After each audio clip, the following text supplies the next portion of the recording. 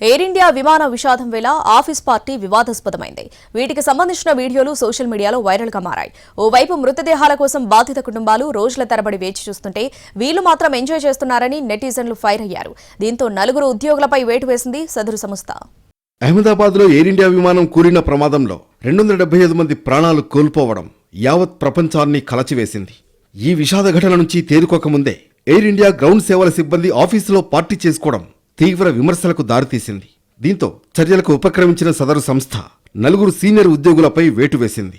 Singapore కేంద్రంగా పనిచేసే SATS limited air India భాగస్వామ్యంతో దేశవ్యాప్తంగా పలు విమానాశ్రయాల్లో ఫుడ్, బ్యాగేజ్ హ్యాండ్లింగ్ వంటి గ్రౌండ్ సేవలు అందిస్తోంది.